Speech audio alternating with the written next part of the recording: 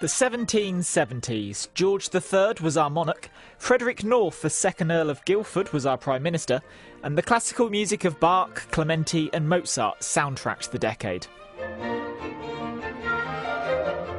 Towards the end of that decade, in 1779, a groundbreaking first in the world of medicine happened right here in the county. 12-year-old Sarah Harris from Great Addington near Kettering was the first child to have an amputation through the hip joint.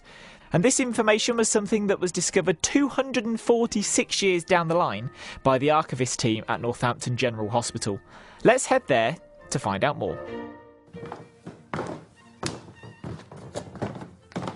Hi, I'm Andrew Williams. I'm a Professor of Child Health and Medical History at the University of Northampton and a former consultant community paediatrician at Northampton General Hospital. The opening day of Northampton General Infirmary, 1 o'clock, Thursday the 29th of March 1744. The first inpatient was Thomasin Grace, a 13-year-old girl. And indeed, for the first year of the opening of the hospital, 1/4 of inpatients and outpatients were under 16 years of age. And this hospital prioritised children and made sure that they got good care.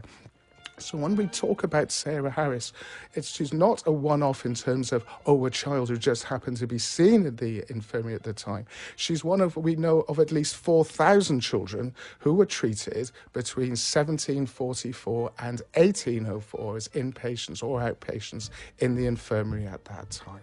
You'd be surprised what could be done in hospitals at that time. We're very lucky we have healthcare is free, access to all, and we have wonderful tools that weren't available at that time. We have antibiotics, we have vaccinations, we have education. We also have anaesthesia and a development of surgery.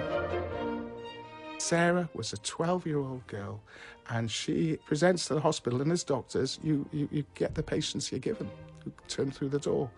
And she turned up and she's in very, very, very, very severe pain from her right hip. Terrible, terrible pain. And Dr William Kerr, the highly esteemed surgeon, still remembered fondly to this day in the hospital, is faced with a very cruel dilemma. It's a young girl, the pain is terrible. When the slightest movement of her hip joint, two things happen. Terrible, terrible pain, but also he can feel the bones grating. So this is a terrible situation. And he's faced with no choice to save Sarah's life, but to undertake surgery. And the surgery that he takes is particularly radical. He amputates her leg, but in order to do that, amputates at the hip joint. So he's not sawing through bones, he's actually taking the bone off around the socket as well. And this was an operation that would have been done in a matter of 2 or 3 minutes. The operation was a success, and the wound healed well. Her pain was relieved. But around about 18 days, she started to run into problems with her chest, and she died shortly afterwards. A post-mortem was undertaken, and this showed that her lungs were extremely badly damaged. What we can say, putting in understanding from Robert Koch, who in 1885 described tuberculosis by identifying the bug Mycobacterium tuberculosis for the first time, is that the unifying cause of Sarah's difficulties was tuberculosis. What was important with Sarah was that in order for that knowledge to be passed on, Dr. Kerr wrote the report up, and he wrote it very, very, very fully. So the knowledge that was gained by this case was then written down and passed on to others. And this operation is still being performed worldwide to this day. When we look at the history of medicine and the development of progress, and medicine moves incrementally forwards and also by filling in gaps, we remember the people who made the great discoveries. We rarely remember those on whom the discoveries were first used. And so the opportunity of being able to restore Sarah's name to this paper after more than 200 years, I think is so important.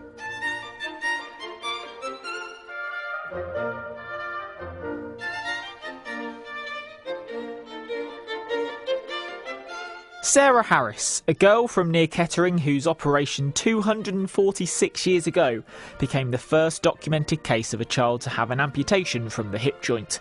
And that documentation was discovered and studied by Andrew Williams and his team in the archives at Northampton General Hospital. The study that we've done, I've got a team of the best experts I can find to look at different aspects of it. And I'm not a surgeon, but I brought a highly esteemed consultant, orthopaedic surgeon and master surgeon at the hospital, Mr. Natarajan, and he has examined the surgical aspects of the paper. And it is clear from the esteem with which Mr. Natarajan talks about Dr. Kerr's account what a good and capable surgeon Dr. Kerr was and how ably the operation was undertaken. So the knowledge that was gained by this case was then written down and passed on to others. And this operation is still being performed worldwide to this day. So let's speak to a man who knows all about this sort of surgery, the aforementioned Dr. Natarajan, to find out what the surgery would have looked like.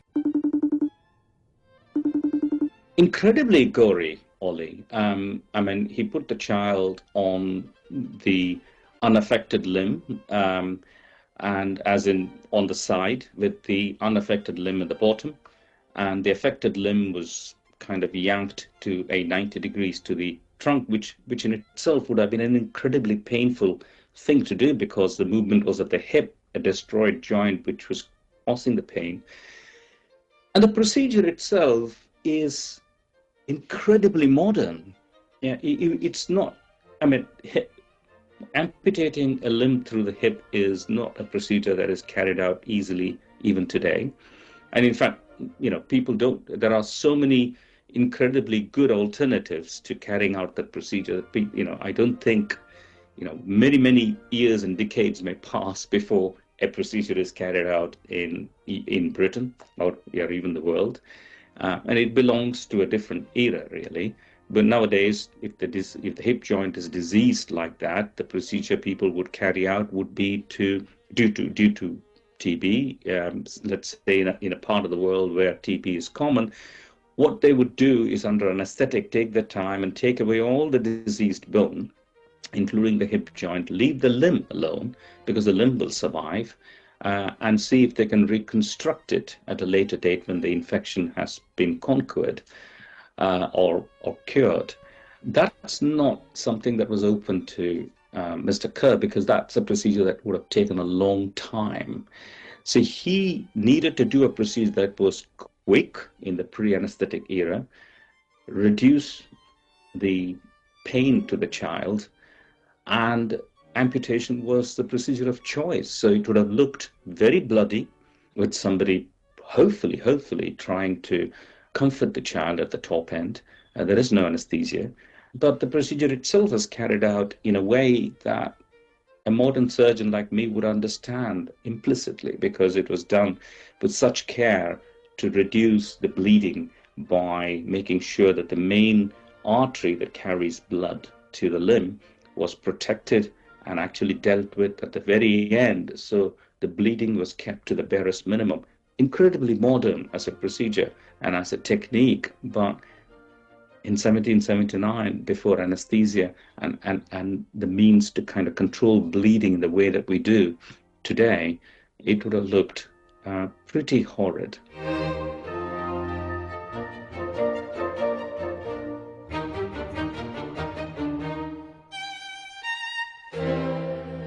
So today, let's say a child is unfortunate enough to have a hip joint that is destroyed by an infection. What a surgeon would do is to sort of improve the overall nutrition and health of the child, put the child on antibiotics for some time to kind of reduce the infection load, and then undertake a surgery under anesthesia and remove all the diseased bone, including the hip joint, but leave the limb alone. You don't need to amputate the limb. And so that's what you would have done for Sarah if she needed that surgery, let's say in the 1930s.